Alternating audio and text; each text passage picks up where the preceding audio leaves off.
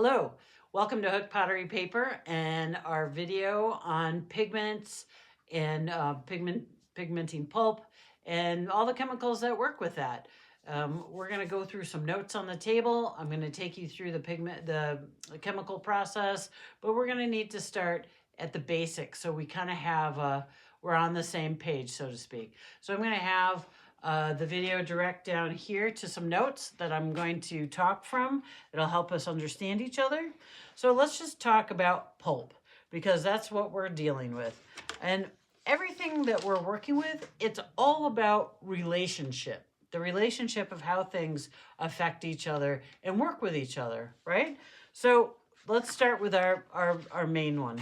Pulp is cellulose. So in the world, you're either everything's made up of either a mineral, a vegetable, animal, or protein, or fungi. Obviously, we're the animal, we're the protein, and the pulp is a vegetable. It is pure cellulose. That's what we're working with. And pulp, when it becomes pulp, when fiber becomes pulp, it has a neutral charge, or it is slightly negative. So that is called anionic. I want to point out some pre-processed fibers that we have here. I'm just going to slide this over for a second so we can see this.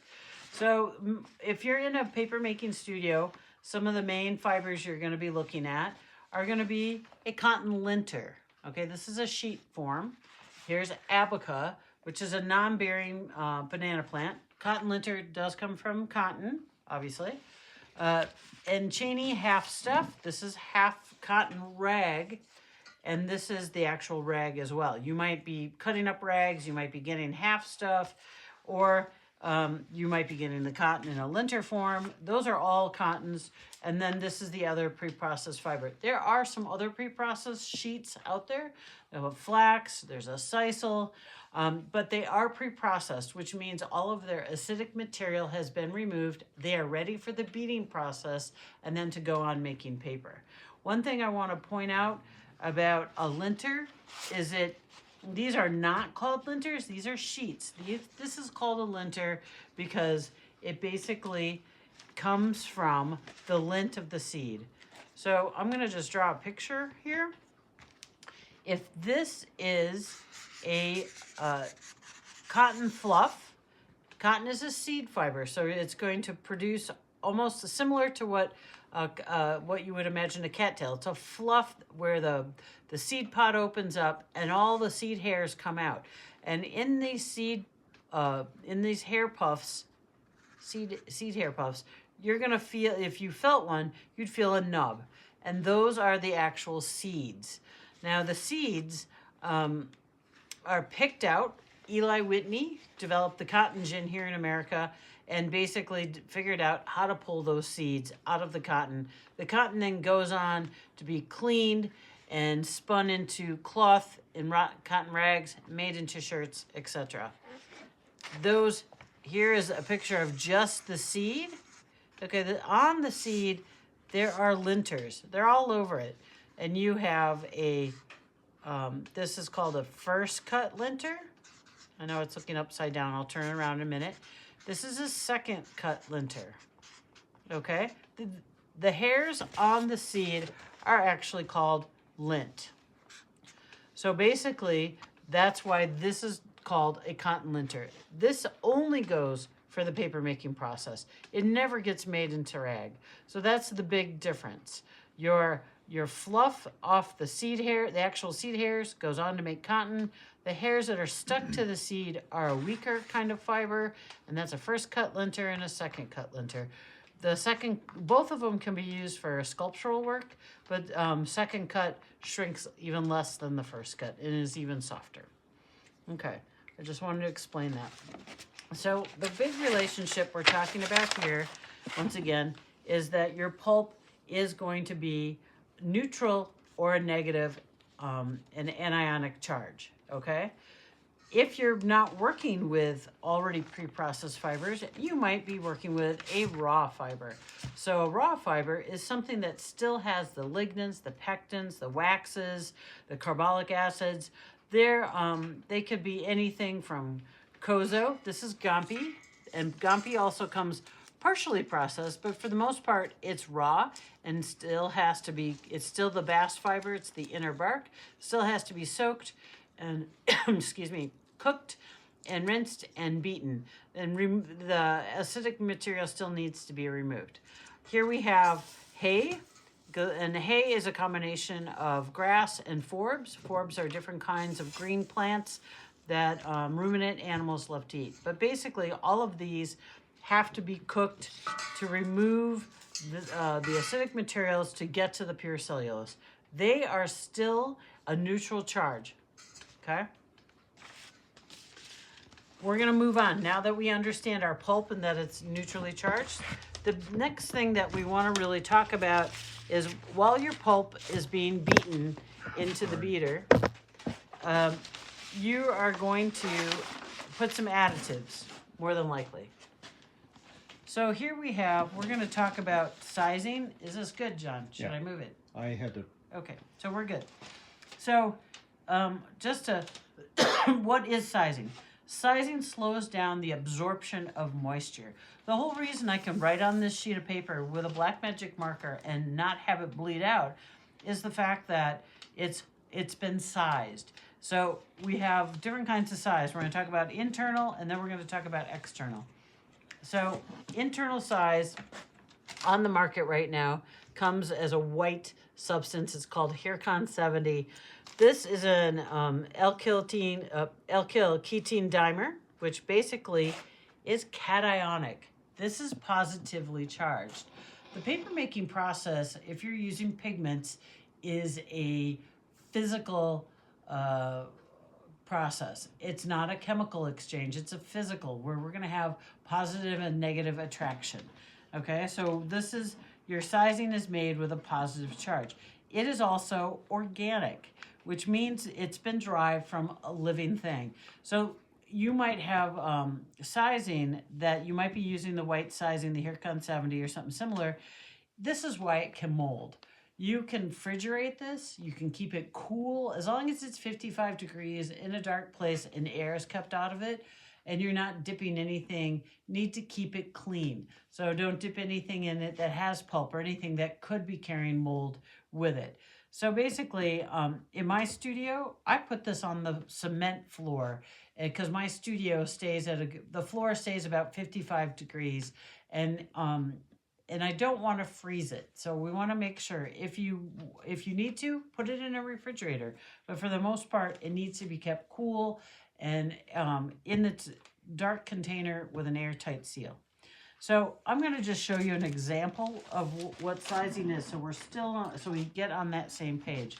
Here's some rolled up tissue, and basically a tissue like this, it's toilet paper. It doesn't want to be sized. It shouldn't be sized, because the idea of anything like this, paper toweling, toilet paper, a napkin, they might need to pull the moisture away from something and gather that moisture and take it somewhere else within the cloth itself, within the thing itself. Here's a piece of handmade paper that has been sized. So no sizing. See that moisture drip in? Sized. See how the water sits in pools. That water will eventually soak in, but what will happen is that it will maintain the absorption rate is going to be much, much slower, because it's meant to control the moisture as it enters the sheet. When you size paper for watercolor, I call that in my studio a super size. And what's happening is basically that you're adding so much more sizing, so the moisture stays on the surface of the sheet. You can work with the paint and move the paint around. That's the whole point before it actually starts to soak in. It's actually starting to soak in now, and even some watercolor papers take a lot longer to soak in.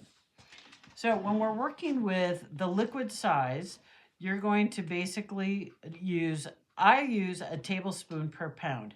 If I'm going to do watercolor paper, I make that 2 tablespoons per pound, or sometimes 2.5. Now, when I reference 2 tablespoons per pound, I'm talking about dry weight. So when I'm working with my fiber before I beat it, I'm weighing it out to fit my beater size. I have a 2-pound Rena. So typically For every pound that goes into that beater, I will be putting a tablespoon of size at the end of my beating cycle in the beater. If you don't have a beater, that's okay. You can actually size your pulp in the bucket. You're just going to put it in. I would water it down a little bit and then add it to that bucket, and you're going to agitate that bucket until you're going to see it instantly disappear. Sizing is fiber reactive. Remember, our pulp is slightly negative, if anything, and that sizing is going to grab right onto it. This sort of ratio of 1 tablespoon per pound, when I run an inkjet, my inkjet printer won't bleed to this ratio, if that helps you understand kind of what that is.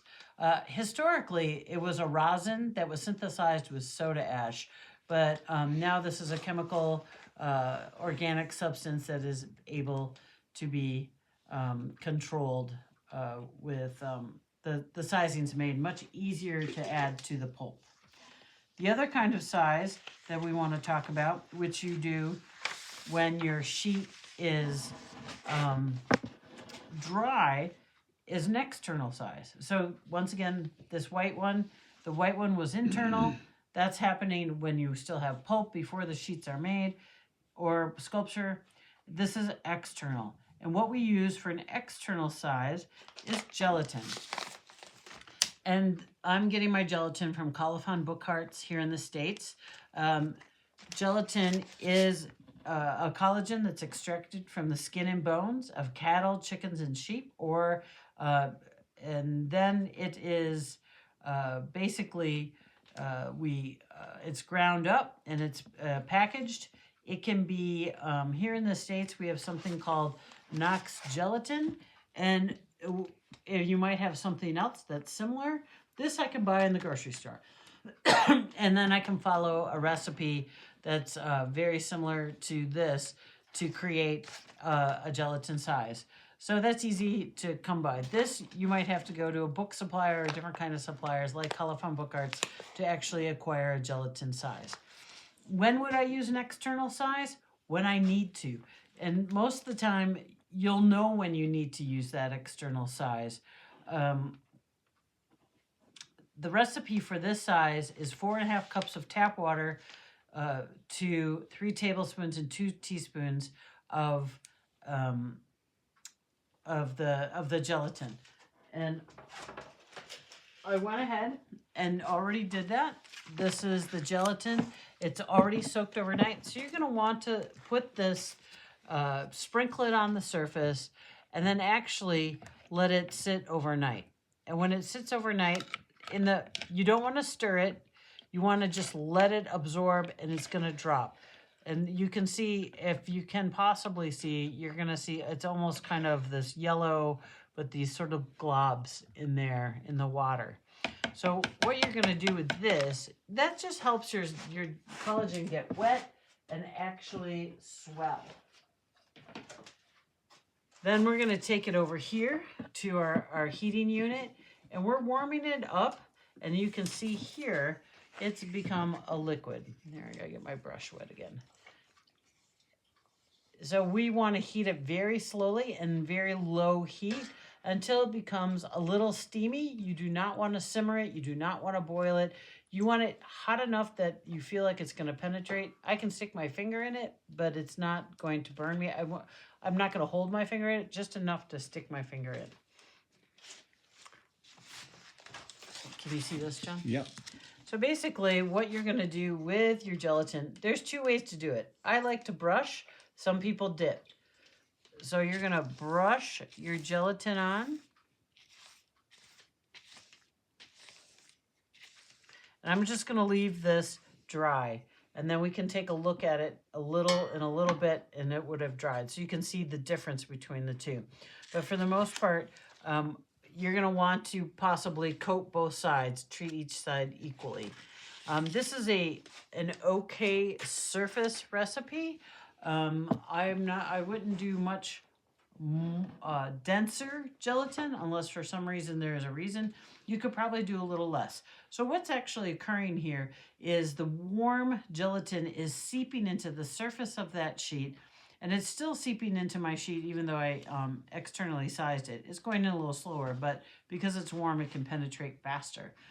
The warm, it's going into just the surface of the sheet, and it's creating a barrier so that when I apply my watercolor or something else that might need to slow down that absorption, it creates that barrier that it will create that from bleeding out in the sheet.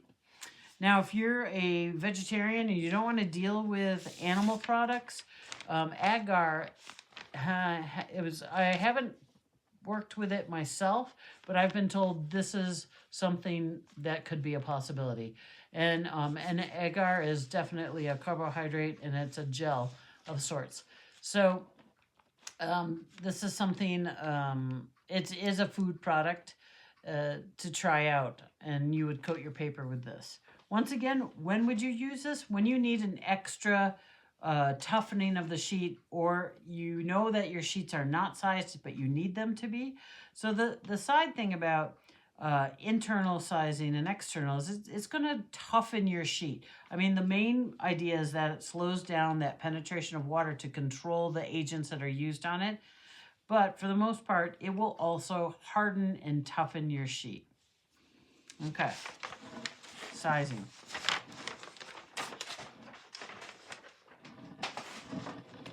Once again, when we have pulp, we're going to work with, let me just move these like this. We're going to just focus on this sheet to start with. When we have pulp, we have other additives that might be going into that sheet. That's going to affect the relationship with everything. So we have calcium carbonate. Calcium carbonate is a buffering agent. It's a filler. It has a neutral charge, so it's not going to affect your charge at all. It keeps your paper in a slightly alkaline state. So think of shoulder pads, what they do for a football player. It protects, if he gets hit, he's going to protect his shoulder from the full-on blow of that charge. So if you need a paper that's more archival, so to speak, because basically your fibers should be archival. This is not a white pigment, but it does add a bit of brightness ever so slightly. I'm going to show you.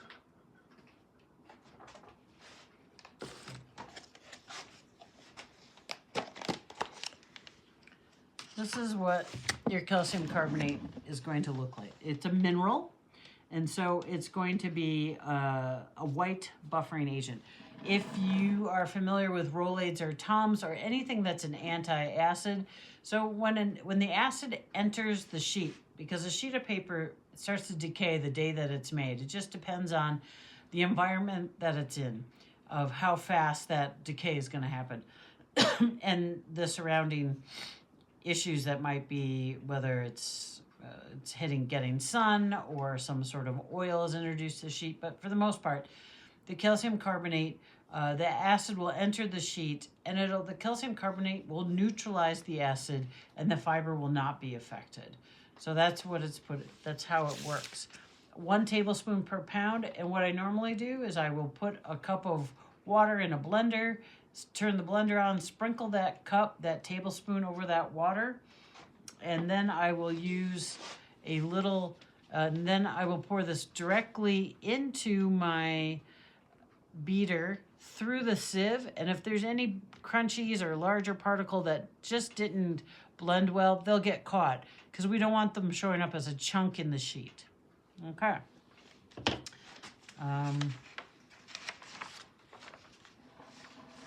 Other additives, kaolin and titanium dioxide. There's our titanium.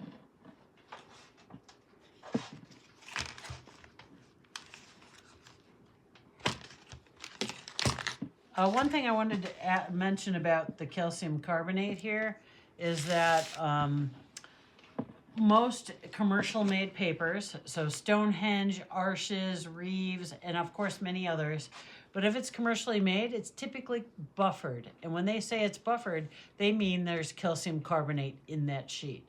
And that may affect any sort of, it might affect something that you're doing to the sheet or not. But all of those sheets are basically buffered. They are also sized. If the sheet is not sized, it will state that it's water leaf, which means that no size has been added. But for the most part, everything is sized. Now, not everything has kaolin or titanium in it. So a kaolin is a pulp additive. It's a filler. It's a neutral clay. It's going in neutral. It's not going to add any charge. You want to do about a tablespoon for 2 pounds. You can do more. You can do less, but this is about the minimum you want to work with. What does it do? It makes the paper achieve a smoothness and will absorb ink. So when you get magazines like this, whatever the magazine is, if it has a tremendous amount of ink and the sheets are very thin and they tear really easily. This is a wood pulp paper, but what's going on here is the sheet is probably almost 50% kaolin to 50% fiber. So it doesn't need to be a strong sheet. It just needs to last through the time frame that it's designated for. But what that kaolin does is it helps bring all these inks in, and so it can be really clarifying. It's a really nice way to suck in ink and get printed. Well, that's an example. Papers that use this a lot are one of the archival papers that are out there. That's a commercial paper is called Arches 88, and that is designated as a silkscreen paper. And if you can imagine, silkscreen has inks and they layer on and they layer on. So the idea is to pull that ink into the sheet, and that's what the clay does. Kaolin, for some of you out there, probably realize that kaolin is also the type of clay that you make porcelain with. This kaolin, we have deposits in southern United States that we are pulling from, and it has a slightly creamy, but all kaolin deposits are going to be in this off-white, or they could be whiter. They might sometimes be a little creamier, but for the most part, this is the color of what kaolin is. It doesn't offer too much of a color. It's not a pigment of a color change to your sheets. Now we move on to titanium dioxide. Titanium dioxide is a white pigment, and it is meant to be used as a white pigment. Now, I do not get a liquid-based white pigment. I get powder, and my recipe is to take 1 cup of powder to 1 gallon. So what I'm going to do in my blender again is I'm going to put in about 3 cups of water. I'm going to put in that whole cup of titanium. I'm going to blend it until it's nice and smooth, and I'm going to pour it into a container that I'll use through my sieve again. So I will catch any larger particles of that pigment through this object. The one thing about titanium that's pretty amazing is it's the only pigment that has a positive charge. So this one is cationic. So it has a positive charge, which will definitely attach itself to that pulp right away, because our pulp is either neutral or it's that slightly negative, that relationship. Titanium just loves the pulp. I'm trying to think if there's anything else. I think we've covered these. I do want to say these are fillers, so they're a different kind of thing. What I mean by a filler, here, John, let's show my fingers. So if these two are fibers, if I do this is fiber to fiber. They're pulling together, they're hydrogen bonding. That's what paper does. It hydrogen bonds. It doesn't need any special sauce or glue or anything. But when you add a filler, these fibers just linger a little farther apart because the filler gets stuck in between the fiber, and the fibers lock that in. It's a pretty interesting process. And all of these, once again, are watered down and added to the pulp. Titanium might be added after the fact because you're figuring out where you want white pigment, but the kaolin and the calcium carbonate are definitely added at the end of your beading cycle or in that 5-gallon bucket, whatever after the beading cycle, like the size. Okay. All right, we're gonna move these out of the way.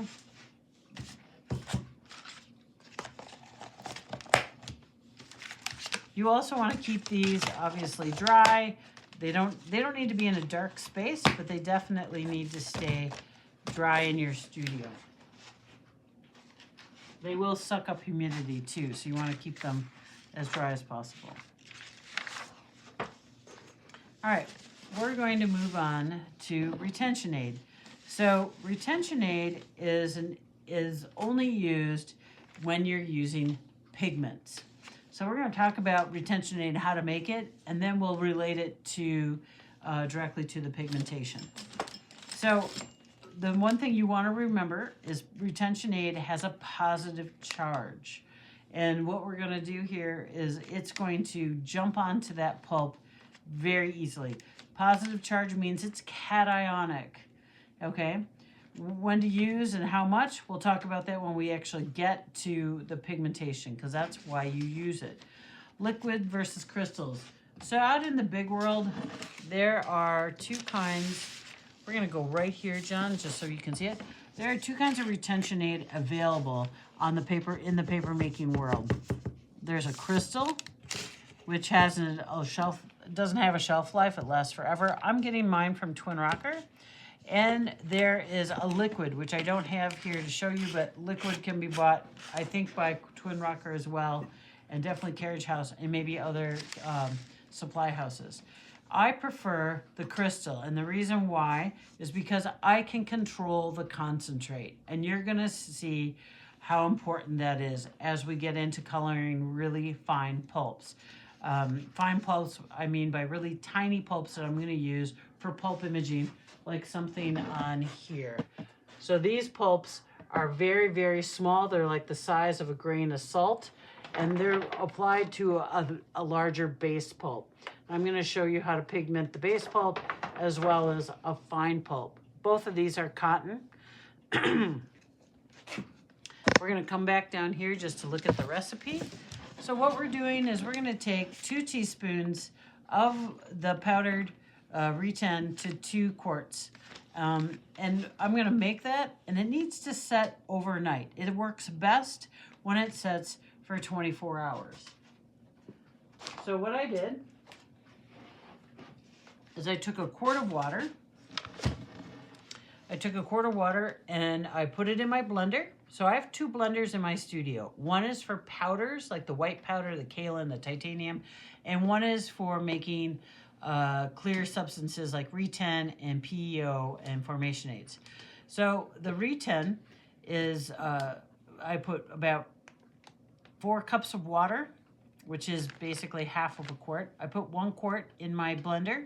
I turn it on. It's very important that it's on.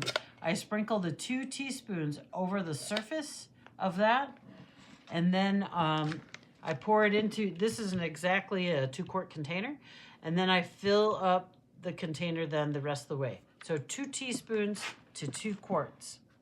Okay, this is a concentrate, and then in the next day, it's thick, it's concentrated.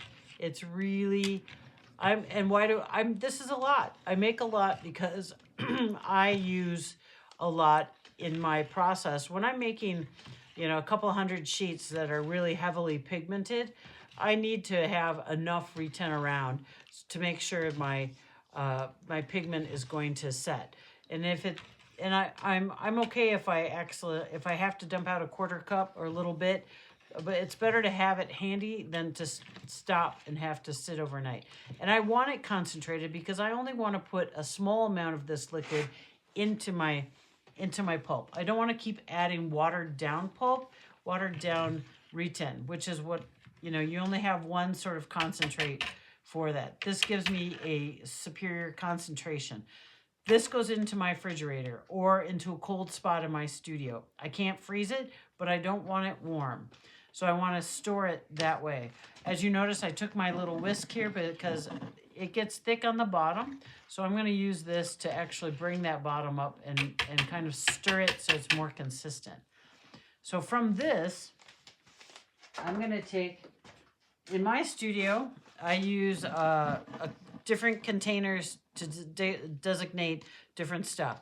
This is a mustard container. It works really well. It fits in my hand. It has a great tip. It's just a recycled container.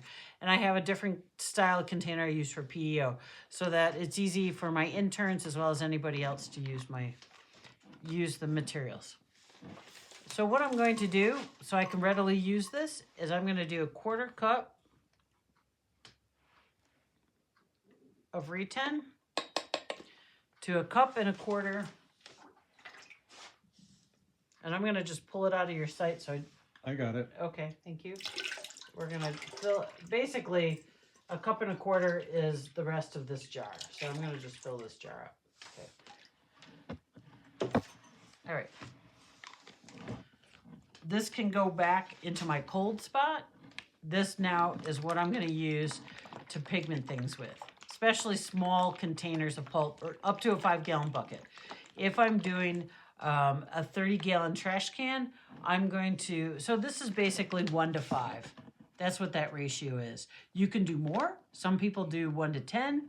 I wouldn't do less than that. I think it affects the pulp too much. But if this, I might do a whole cup of Re-10 to a 30-gallon trash can that I'm trying to pigment really strong as a base sheet. Okay? So I'm just going to shake that up. It's ready to go. I can move my Re-10 off to this, back to its container, and, you know, so resupply this when I need to. Okay. Once again, you want to store this cool. So I can also, I can put this in a refrigerator. I can store this on my cold floor. Don't let it freeze and don't let it get warm.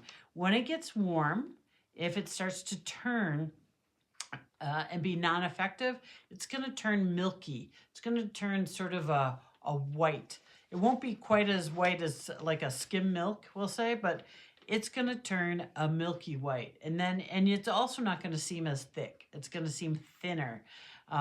It'll be obvious because this is pretty see-through clear. The white coloration is pretty darn obvious.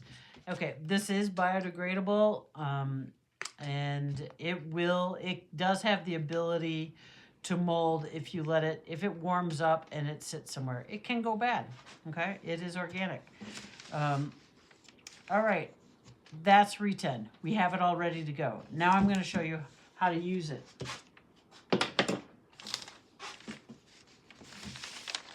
We're going to set this sheet aside. Pigments. Okay, so we know our pulp is slightly negative or neutral. We know that our sizing is positive. We know titanium dioxide is positive. We know that our retention aid is positive, while our pigments are negative. So here we have Re-10 this is a positive and negative attraction. Re-10's gonna draw those pigments to your pulp. Okay, your pulp might take so much on because if you've sized it, there's a little bit of positive charge going on, so it might draw in some of those pigments. So if you're doing a really neutral color, a very soft color, you're gonna realize, well, it doesn't look like I need Re-10. And the reason why you know you don't need Re-10 is that, and John's gonna come in close here, is that your water is clear. So this is the very tiny pulp I was telling you about that is up on this structure. Okay, so this piece is made with the size of pulp that we're gonna show you right here again. So once again, we see red pulp and clear water. That is very important. Here is the larger size pulp. Okay, see how much you can see how kind of big that pulp is. Here, we'll put this out. So that's a big pulp. Notice our water is clear. Here's our finer pulp. Okay. So this pulp I use as a surface design pulp. I'm going to draw with it. I'm going to pulp paint with it. I'm going to spray with it. I'm going to do all sorts of things that I can do with it. This is my base sheet pulp because it's bigger. It's going to, I haven't beaten it to the point of losing integrity. This is a cotton linter. This is a cotton rag. And I only use cotton rag in my studio to create base sheet pulps or all my production. Linter is merely used because it runs really quickly in my Rena beater. So I'm probably running this for an hour or less. And I get that fine beat pretty quickly. So when people talk about beater times, we should realize that what I'm talking about is my beater's calibrated a certain way, and I'm doing a certain amount of water to pulp. And that's why I can get the time frames that I'm getting. The idea is that you're trying to beat as efficiently as possible without grinding your bed plate, right? That's what you're doing. So you want to stay with your recommended amount of dry poundage. So my Rena is a 2-pound beater. I'll never beat anything less than a pound in there, and I don't use the same amount of water for a pound that I use for 2 pounds. But that's something you want to make sure you do. The same with a Valley. Valley, I wouldn't put anything less than 3/4 of a pound in. It just won't function well. But you can figure out the ratio of water to pulp as long as you know you're beating at a full beat. Okay, and that full beat for me means that my Rena is 1 turn away from hitting bottom, we'll say, and the Valley is with all the weights applied. That's a full beat. So back to the pigment thing here. Once again, fiber is reactive by attraction, and our pigments are insoluble. These are actual objects. So some of the pigments that are that we get, I'm gonna wipe this off, in the States are from Twin Rocker and Carriage House. They're the same pigments. They're just two different paper making companies that supply the same thing. But I'm just gonna pull a little bit out. This is basically looks like paint. It looks like colored water. It doesn't look like a particle, but these are actually fine particles that have been ball ground, and they're in most of the time they put them in a mild detergent. It keeps them afloat. Certain pulps or certain pigments like a yellow ochre, that's an earth pigment and has a tendency to be a larger particle and will sink even with the use of a mild detergent to keep it afloat. Okay. So they are mainly, you're going to get here in the States, mainly if you're looking for paper making pigments, they're going to be sold as this aqueous dispersed container, Twin Rocker Carriage House. It makes it really easy to use. But you can also use a powdered pigment, and we're going to go ahead and make a powdered pigment, and I'll show you that in a minute.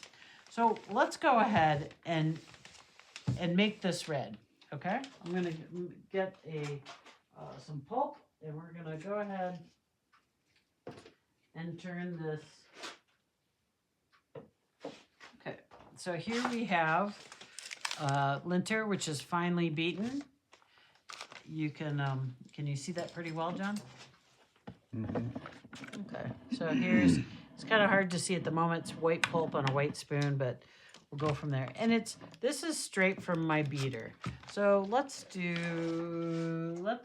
I'm just gonna create some water here so I can get my spoon clean. We'll wash that off in the fiber. But we're gonna go ahead and add a little, I don't need this much pulp. Let's do less. We're gonna go ahead and just add a little bit of pulp to this, and you can see how thick that is. So what works for me best is adding a little water to this so I can move that pigment around. You know, kind of like 1 to 3 maybe.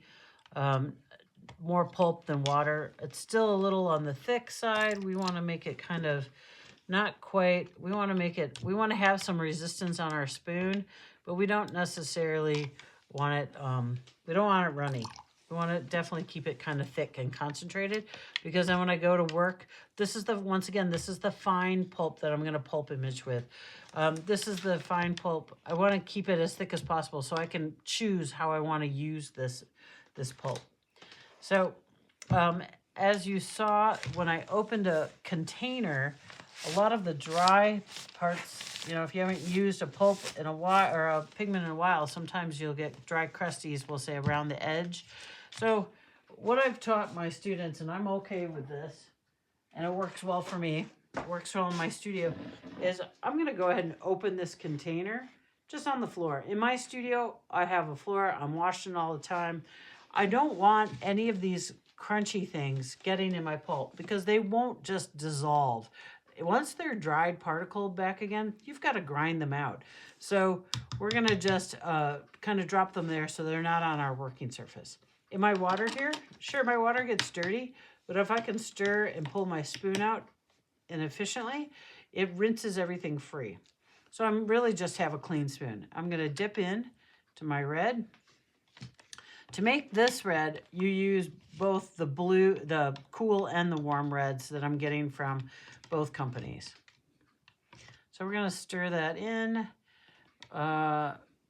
If we look at this, it's not quite clear. The water's not quite clear, but it's still kind of cloudy. I can put a little more pigment in before I decide to retain it. So it's not picking up all of the red yet. That's real obvious. Here, let's clean the spoon and you can see it better. So we're getting some, it looks murky because the water is pink, okay? So what we're gonna do is we're gonna clear it up. And so this definitely is not this strong yet. And realize this is the first time I'm adding the retin. I want to control the amount of retin that goes in so I can control everything about the pigmentation of this fiber, of this color. So I'm going to add a drop and I'm going to stir. And I can already see it working, but we'll get it in just a minute. I think we're going to need another drop. Just keep adding those little pea drops until your water clears out. Okay. It's getting a little clearer. It's a faint pink, kind of like, we'll say like the color of a chamomile tea in the sense of coloration. We're almost there. There, you can even see it's even clearer. At this stage, this is clear enough for me to add more pigment. But I'm going to go ahead and just clear it up a little more for you.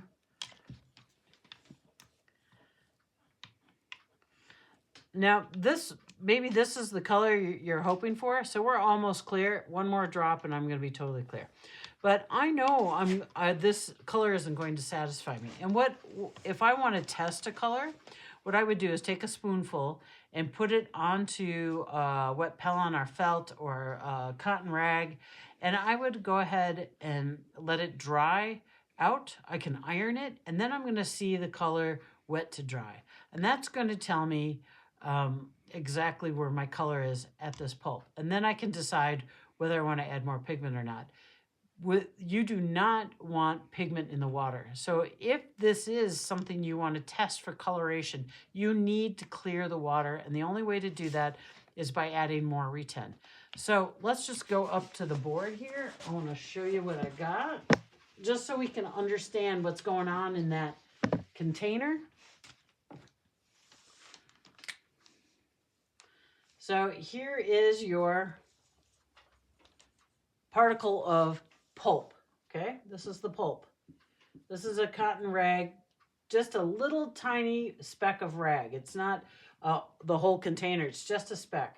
And what's happening here is we put the retin in, and the retin goes onto the surface of the pulp, okay? It attracts itself to the pulp.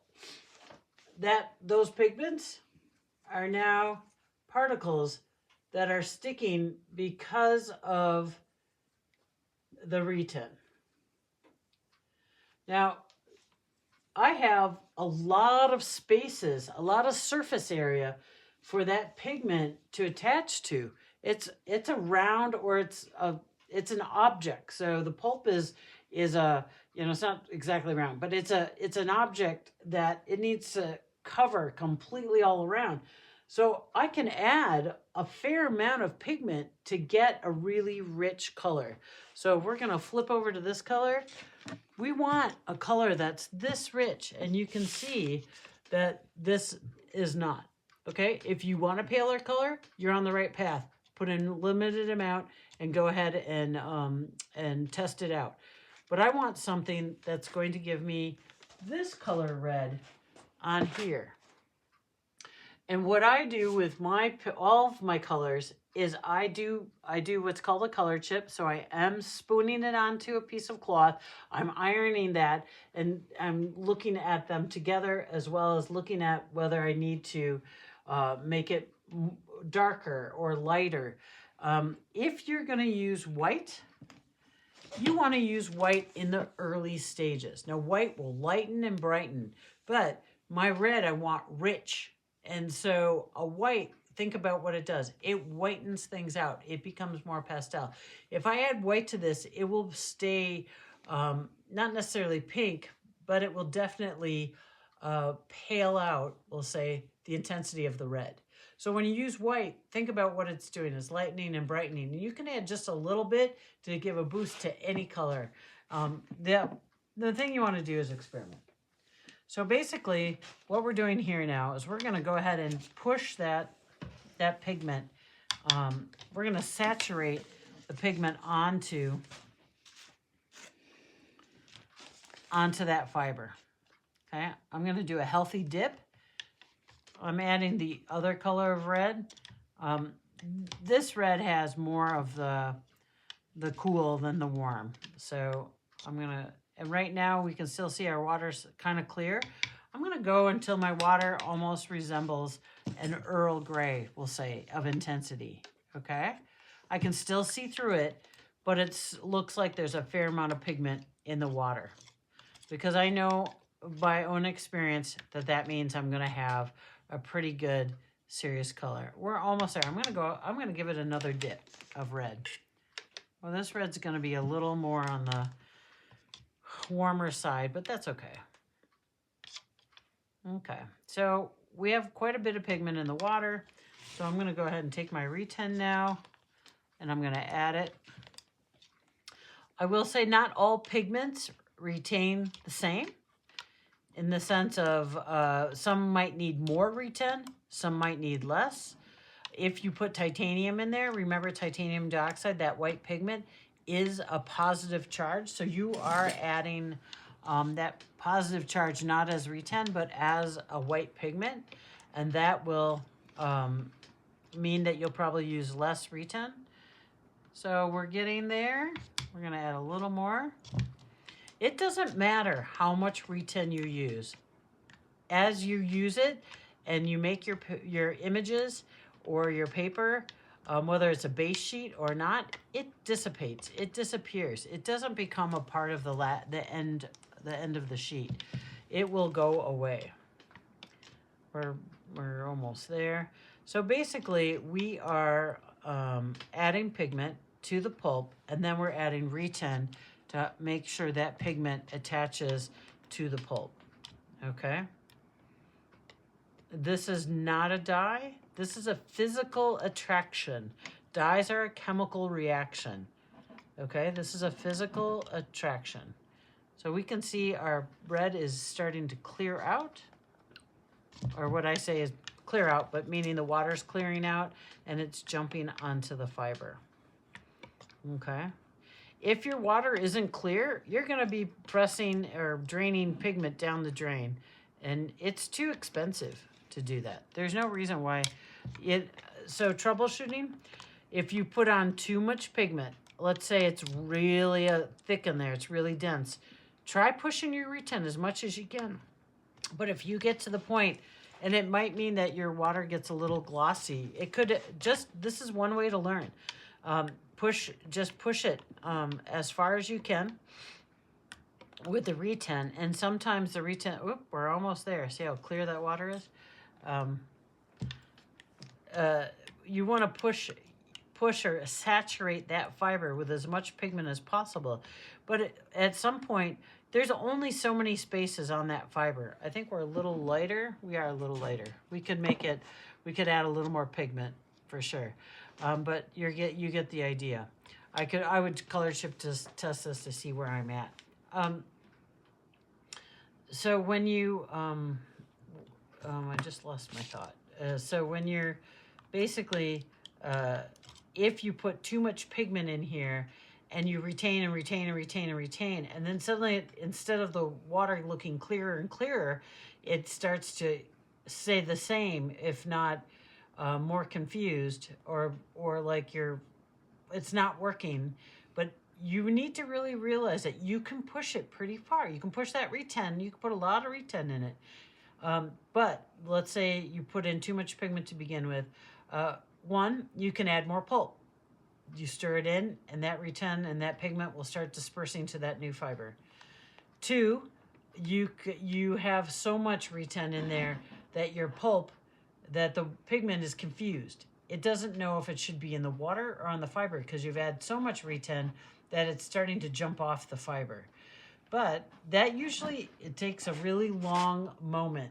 I mean, that's unlikely. More than likely, you just need to put more pulp in it. And it's that's a really last resort. Don't think you're there yet until you've really, until your pulp starts to super coagulate, and then it's still a really dark color. I mean, to the point where it's, you know, like it's opaque, like your water is opaque. Okay? More than likely, you have to put in more pulp, and you're just gonna make a lot of whatever the color that you're working on. So that's something you want to experiment with, the retin. But retin will obey what you do. Just don't get impatient.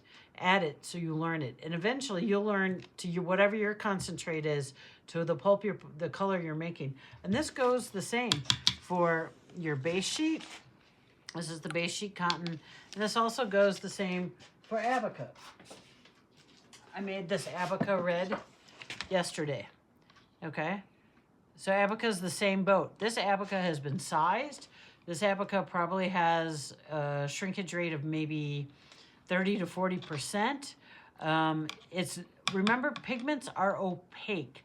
So if I'm trying to make a translucent Abaca that's red, you're putting in opacifying elements. You actually are going to opacify your pigment like this. I'll bring it down here. Thank you. This green sheet. This is Abaca that has white and green in it. That's not see-through, but this is a see-through pulp, okay? Because it creates it's a nice rattly sound. So pigments are opaque. If you want a see-through paper that's colored, you're gonna have to experiment with dyes, and that's a whole nother ball of wax. But it's not impossible. So anyway, this has been sized. It's been beaten in my beater, my Arena, for probably, I don't know, probably a couple hours, maybe 2.5. But I only used 1 pound, so I did not use as much water. So I was able to beat really efficiently. Okay. The one thing about Abaca is a really long fiber. It's not cotton, nor is it Kozo. Kozo is that other really long fiber. So Abaca is this kind of in-betweener. So it can respond similar to what an Eastern fiber can do, like Kozo or Gampi, because it can be slightly translucent. It can be a little malleable. It can be super thin. But it's closer to cotton because more than likely you're going to pull it like you pull cotton. You're going to pull it in a Western style with a Western mold of sorts. So it has these different capabilities when you want to pull it as a translucent sheet instead of a soft sheet. You can, and it's really a chameleon. So when you size it, I size it the same as the cotton, but I go very slowly with the retin because sometimes the sizing, if your sizing isn't fresh and your retin isn't fresh, your Abaca can get clumpier, and it will clump. Sometimes Abaca might be responding to the mild detergent that's in your pigments that stays afloat, which leads me to a powdered pigment.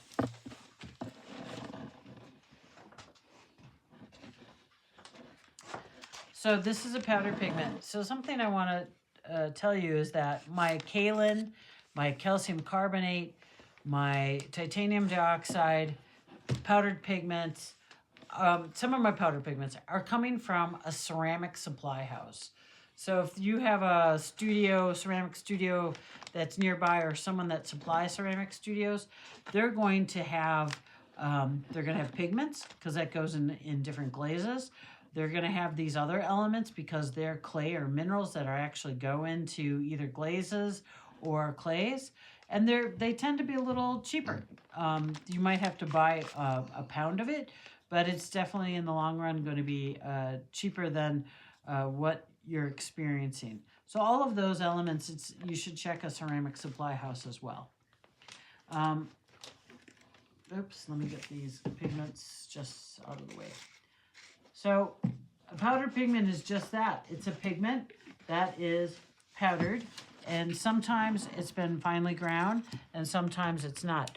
Typically, for glazes, it's going to be fairly ground well, but sometimes if you're going to dig a pigment out of the ground, like you're going to wildcraft one, you're going to probably have to clean that by getting the sand out, getting other debris out, and then trying to grind it yourself. But for the most part, if pigments that you might purchase, a powdered pigment comes in all different forms from all different kinds of companies, and they might have mica in them, which is a sparkly thing. I've used those too. They work really. They're very cool if you want to sparkle in your paper.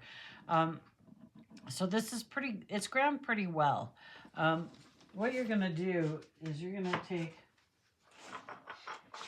a mortar and pestle. That's what I have here. And you're going to want to mix it kind of well. So we'll just put in a couple tablespoons. You can do this with any powdered pigment. When you get the powdered pigment, you need to make sure that it's just the pigment, or once again, I said I did a powdered pigment with mica, but you want to make sure that there's not other things in there. I don't know what would be, but basically this is pure pigment. You're going to want to use a wetting solution. If you've ever made hot cocoa with cocoa powder, you'll know, or something like that, that if you put just a drop of water in cocoa, it kind of beads up. Well, this could too. And so basically, most of them will. So you need a wetting solution. So you're going to use an isopropyl rubbing alcohol, or this is something you would find in a first aid kit. It's 70%. You could use 90%. In a pinch, you could use vodka. And actually, in a bigger pinch, I was at someplace showing somebody how to make a powdered pigment. It wasn't necessarily planned, but we had to find some alcohol, and it just so happened they had a household cleaner called Windex, which has alcohol in it. So we used Windex as our wetting agent. You're not going to use a lot. You're really just going to use like a quarter of a teaspoon. We're just going to splash a little in there. You can see how it goes right into the pigment. Then I am able to introduce water. Now, a powdered pigment can be used for other art forms, printmaking, watercolor, and you would just change your vehicle, right? So if you're printmaking, you're going to use your linseed oil. If you're making watercolor, you're going to use gum arabic. So once you have a powdered pigment, you can, add whatever vehicle you want into that. Now, I feel like I have a little chunk here, so we're going to see what's going on here. All right, so I'm going to just lift it. Oops, shit. I'm going to lift this up. I'm going to grind this because this mortar and pestle fits really nice in my hand. I might have a little bit too much water. Just use as minimal water as possible because you really want to form that paste. You can always add more water after the fact, but you're just trying to make sure there's no lumps or anything in it. You're just trying to get it wet into a liquid form. You're aqua dispersing yourself, so you can add it directly to your pulp. So this feels pretty good. There wasn't much there. You can spend a little more time grinding it. I would, just to kind of really make sure it is really ground. You can also send it through a sieve if that's going to be a concern for you. Okay, we're going to set this down. I'm just going to change out spoons here.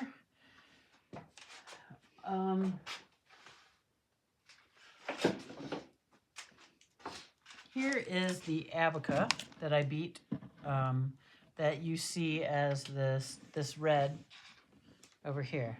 So we're just going to pigment abaca because we need to pigment abaca anyway. So we're going to go ahead and take our plastic spoon here. Actually, this, oops, shit. I'm going to take this once again. Okay, my abaca's a little thick in here, so I'm going to go ahead and add a little water. I want it to be a little, I want my pigment to be able to move around in there. Can you see this pretty good, Jen? Mm-hmm. Okay. So, there we have it. I'm going to get a little more liquidy in there. Such a bulky fiber.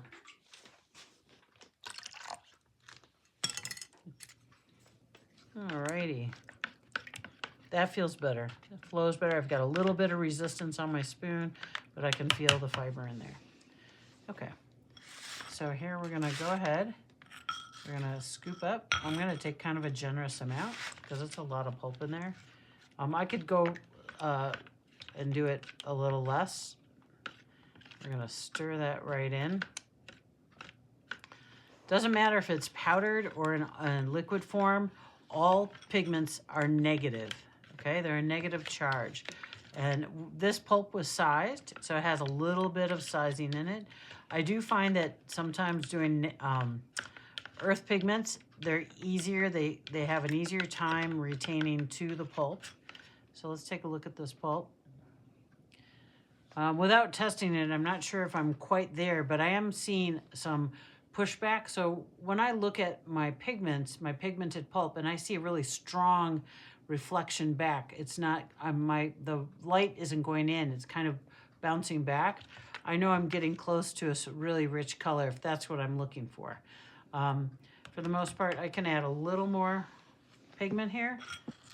But if I don't need retin, I'm not going to put it in. Okay? Now, let's say this was a vat pulp, and I'm making sheets. And what's happening when... and now my water is still clear. And this looks really good. So I'm going to leave this. So when I'm making a vat pulp, this is a vat pulp, I'm going to throw it in a vat, I'm going to pull sheets. When I'm pulling those sheets, I'm actually agitating the water and the fiber. Now this is a physical attraction. There's no retin on here. If I'm right on the edge of my, we'll say on the fence of the fiber clinging, or that pigment clinging to that fiber, my agitation and my hitting the water and moving around could knock some of that pigment off, which might mean that the water becomes cloudy in the vat. If that's the case, just retain your vat. Just add a tablespoon, 2 tablespoons. You add it until it clears up. So basically that's what's happening. Let's say with retin, you are working on a bunch of pulp. It's sitting in your buckets or your containers, and you leave for the day, you come back, and your water is cloudy. All it means, once again, is either your retin was on the edge and your charge changed. It can also change a little bit by what's happening in the air. Sometimes we have thunderstorms in the area. We have some changes in the electrical charge. Not a lot, but it does happen. And the other case could be that you just never had enough retin to begin with, and so if the weather's warm, and these are, let's say, sitting in your studio, and it's a warmer day, it's 75 degrees or up, you don't have to refrigerate these. I leave these sitting out for months on end. And if there's enough retin, they'll retain it that entire time. If that's what needs to happen. But for the most part, if your retin, if the water becomes cloudy, just re-retin it.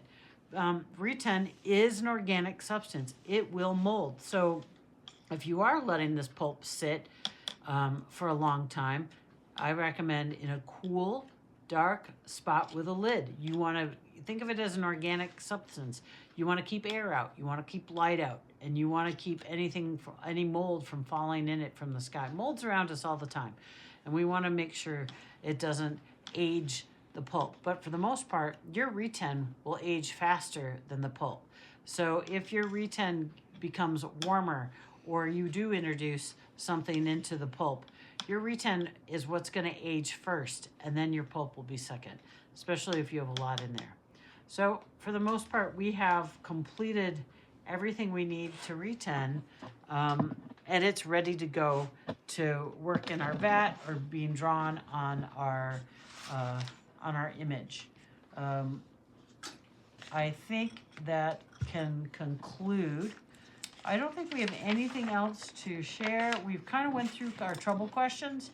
Too much retin, it means that your pigment is coming off from that pulp, and it is in it because you have retin in the water because it's already covered the fiber. And that happens really late in the game. That's not common. Usually you have too little retin. We just talked about how that can happen. Coagulating pulp. So what can happen? Retin will only pull pulp together if there's too much. You might see it clump. And if it clumps, add a little more water. You don't necessarily have to add pulp. Just add more water, or put that coagulated pulp watered down into a squeeze bottle and shake it if you're using the finer stuff. If you want to coagulate pulp purposely, you can use PNS, which we're going to go over in just a minute. And I can't write it upside down.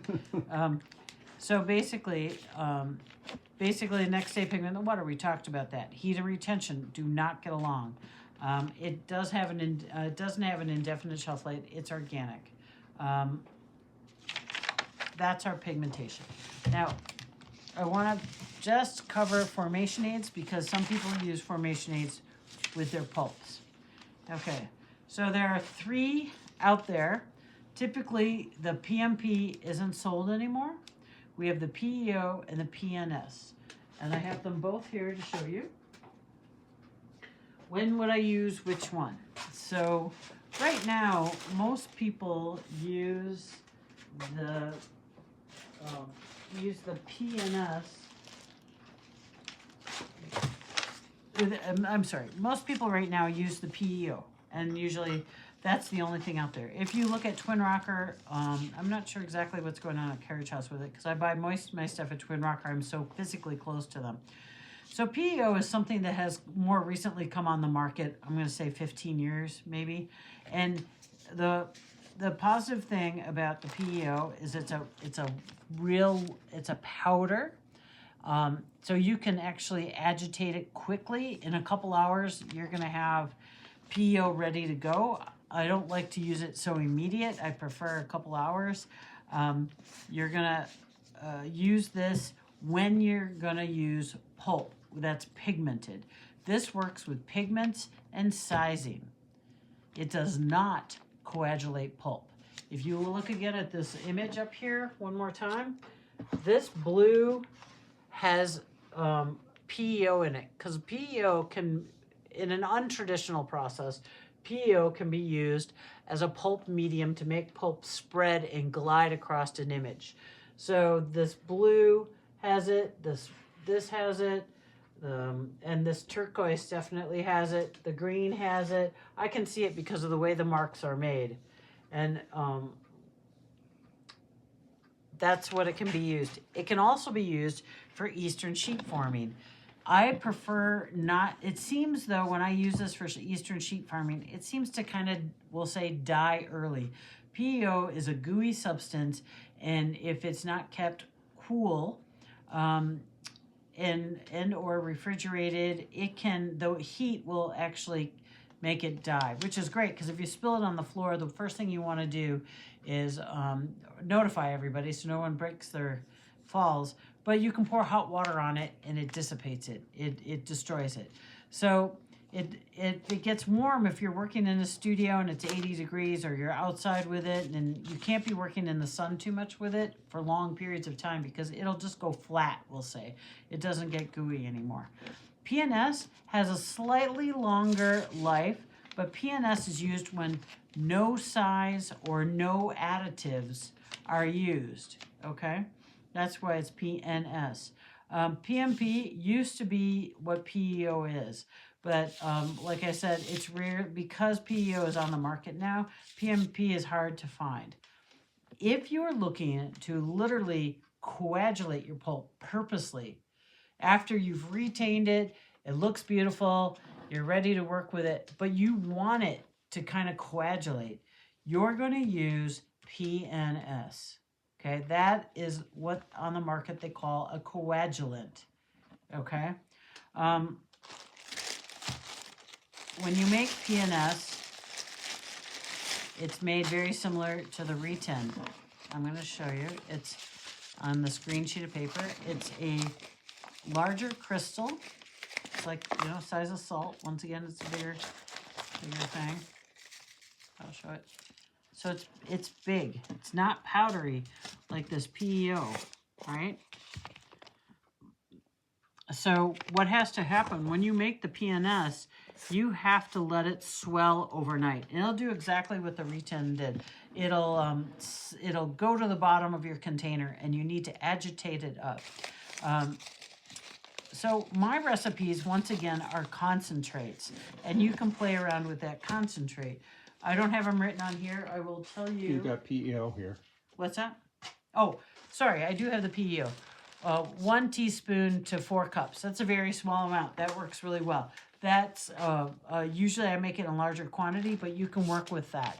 Okay, so the PEO is that is a concentrate, and you can make it denser. Some people have made that denser, but that's pretty dense. It's going to come out thick like honey, and you want to definitely make sure that's even throughout. And when you're using it as a pulp imaging thing in your cotton rags, I usually put this in a smaller container, because now this is considered a concentrate of pulp that I'm going to play with. I'm going to put it in a separate working container, and then I'm going to add my PEO to this. And I'm going to use another kind of bottle to work with, but I'll just put drops of that PEO in here. And that will enable me to make a real runny pulp. See how this kind of drops and plops? What I want this pulp to do with the PEO is to create a single stream. And really, you just keep adding a couple drops. I probably need 4 drops of this, like the size of a pea, to make this run. And then I can stir that up, and I can work with it as a image making colored pulp. Now my PNS, it's a very similar recipe. Once again, this I usually use if I'm going to work with a Kozo or Gampi or Mitsumata and I'm sheet forming, or I might be making really large duckle box sheets with the Kozo. And that recipe I work with, oh, here it is. I'm doing 4 teaspoons, and I'm going to blend that, and then in a blender, and then I'm going to put that in a 5-gallon container. That's quite a bit. So think about it like this. It's, you know, you're going to take a blender, you're going to put 4 cups of water, you're going to put 4 teaspoons of your PNS while it's spinning, and then you're going to dump it into a 5-gallon bucket, and then you're going to fill that 5-gallon bucket up with water. You're going to let it sit overnight, and then the next day you're going to agitate that. That will be, you'll be pulling from that and adding it to your vat that you're going to make Eastern sheets with, or your decal box that already has water in it. So this becomes a concentrate as well. You won't use it as the bucket of water itself. You will use this into another vat of water.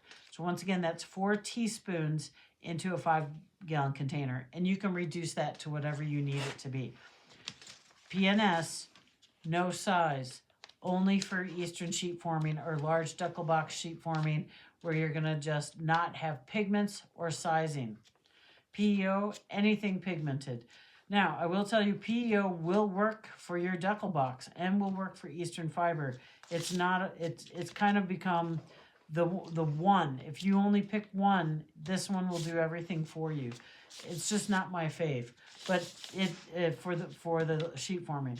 But that doesn't mean it doesn't work. It's just my style. It's not my favorite. So I do like to use the PNS if I'm doing large sheet forming. And my large sheet forming is 4 by 6 feet or bigger. So I'm bracing it on the fact that I need something to perform, and this performs very well for me. That is all I have for you. Those are all the pigments and chemicals that you'll need for making amazing paper artwork. Thank you for joining me.